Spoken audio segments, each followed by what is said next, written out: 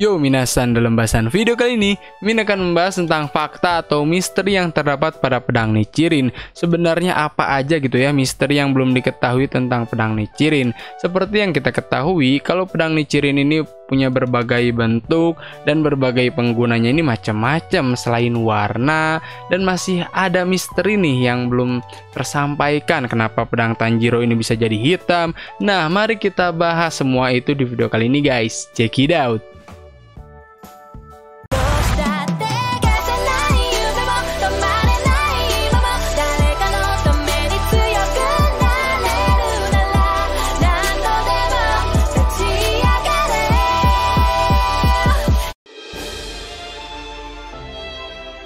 Untuk membasmi iblis, Tanjiro dan kawan-kawan ini butuh senjata yang bernama pedang Nichirin. Apa saja fakta ataupun misteri tentang pedang Nichirin yang sampai saat ini belum terungkap? Mari kita bahas guys.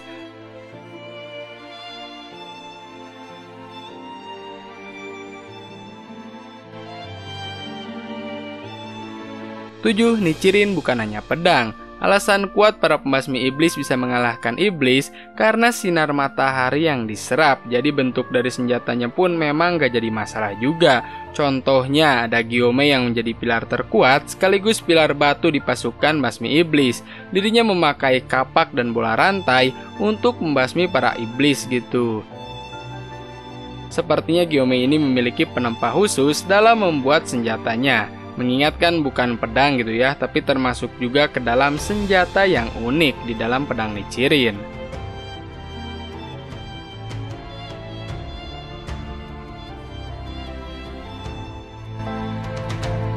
Keenam, warna pedang Nichirin menyesuaikan dengan penggunanya. Mimin yakin sih warna itu menjadi salah satu hal yang paling penting di Kimetsu no Yaiba, meskipun gak terlalu dijelaskan juga secara lengkap di animenya. Zenitsu punya rambut kuning karena teknik penapasan petir miliknya, sedangkan Tanjiro punya rambut merah karena sejarah keluarganya yang menyimpan misteri tentang teknik penapasan matahari dan juga teknik Hinokami Kagura. Mimin akan jelaskan di akhir video kenapa pedang Nichirin Tanjiro ini berwarna hitam dan beda dari pemburu iblis yang lainnya.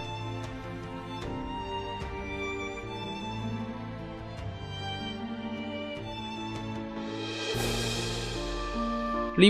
Hanya berubah warna satu kali saja. Pedang Nichirin ini hanya bisa berubah satu kali seumur hidup penggunanya. Pedang itu akan berubah warna ketika pertama kali digenggam oleh penggunanya dan gak akan ada tuh perubahan warna kedua ataupun yang ketiga ataupun seterusnya. Sejauh ini sih belum ada lagi ya perubahan warna pada pengguna yang mengubah teknik penapasannya. Misalkan dari teknik penapasan air menjadi angin, pasti bakalan pusing banget kan?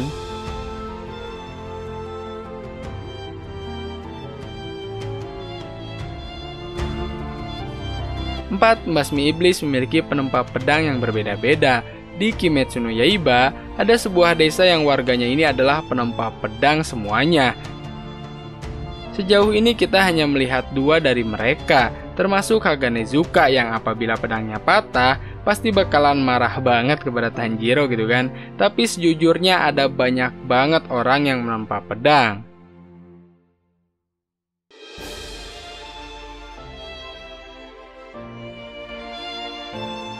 3. Iblis bisa menggunakan pedang Nichirin. Sampai sekarang, gak ada aturan kalau pembasmi iblis adalah satu-satunya orang yang bisa menggunakan pedang Nichirin. Faktanya, Kokushibo ataupun Kaigaku yang sudah menjadi iblis masih bisa untuk menggunakan pedang Nichirin untuk menghabisi musuh-musuhnya yang diperkuat dan ditambah lagi dengan kekuatan iblis dari Shimuzan Sengklek.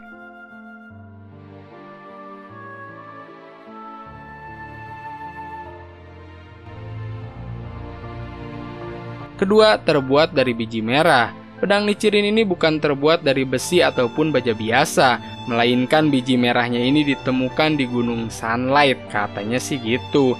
Karena di gunung itu terus mendapatkan sinar matahari, biji itu akhirnya menyerap sinar ultraviolet atau biasa disingkat dengan sinar UV, yang akhirnya bisa membasmi para iblis ya.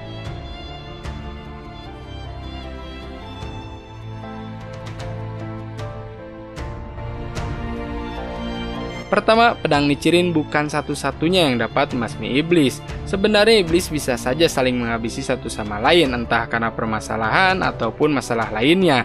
Kekuatan Muzan bisa menjadi racun apabila takarannya ini nggak masuk akal ataupun berlebihan. Dan yang terakhir adalah sinar matahari ataupun racun dalam jumlah besar bisa menghabisi iblis dalam sekejap saja. Sekarang mari kita bahas gitu ya, kenapa pedang Tanjiro ini berwarna hitam dan berbeda dari pemburu iblis kebanyakan. Kemungkinan yang pertama, bisa saja Tanjiro ini menguasai 3 teknik pernapasan sekaligus berupa air, matahari, dan petir. Nah, kalau untuk air, Tanjiro itu menguasai tekniknya dari Urokodaki Sakonji. Untuk matahari ataupun Hinokami Kagura, dirinya ini menguasai dari Yorichi serta bapaknya Tanjiro ya. Sedangkan untuk petir, Tanjiro ini menguasainya lewat Zenitsu meskipun hanya teknik pertamanya saja pada saat mengejar iblis bulan atas nomor 4 Hantengu. Kemungkinan yang kedua, jurus ke-13 Hinokami Kagura. Sebelum Tanjiro menguasai teknik ke-13, dirinya ini hanya bisa menguasai teknik sampai teknik ke-12. Nah, teknik ke-13 adalah teknik yang diajarkan langsung oleh Yorichi Sugikuni dari tulisan tangannya yang dituangkan juga ke dalam sebuah buku. Teknik ke-13 merupakan teknik berulang dari teknik pertama sampai ke-12. Maka dari itulah terciptalah teknik ke-13. Intinya sih teknik ke-13 itu adalah gerakan gabungan dengan memanfaatkan teknik pernapasan yang ada dari mulai air, matahari, sampai petir. Gitu aja sih kalau menurut Mimin gitu ya, meskipun agak nggak masuk akal juga. Nah, kalau gitu, apa bedanya Min pedang hitam yang dimiliki oleh Tanjiro dengan pedang merah yang sudah dibangkitkan oleh para pilar?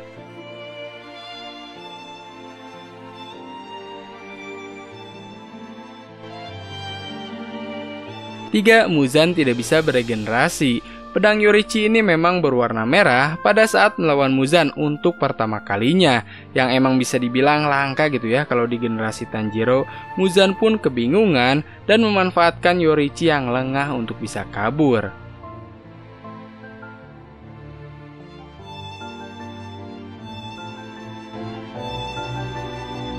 Kedua, bisa beregenerasi tapi lebih lama. Ya emang ya nggak bisa dibandingkan dengan generasi sekarang ya, dari yang Yorichi sama yang sekarang. Buktinya saja, pada saat Obanai berhasil melemahkan Muzan, itu hanya membuatnya sedikit lebih lama untuk beregenerasi. Dan pada saat itu, Muzan ini nggak bisa dikalahkan lagi kecuali dengan sinar matahari yang membakarnya.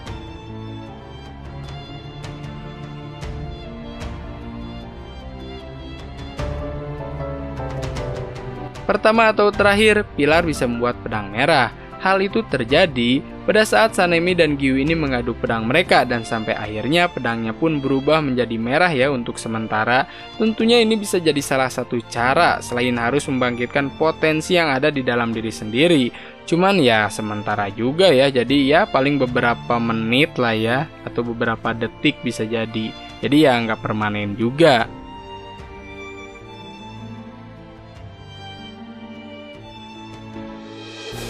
Sekian bahasan video kali ini tentang fakta ataupun misteri tentang pedang Nichirin. Semoga kalian terhibur dan bisa tahu juga gitu ya manfaatnya dari video kali ini. Terima kasih buat kalian yang sudah nonton sampai habis. Jangan lupa untuk di like, komen, dan subscribe dan share ke teman-teman kalian dan seluruh media sosial kalian supaya channel ini makin berkembang lagi dan lebih dikenal banyak orang guys, karena anime bukan kartun. Goodbye.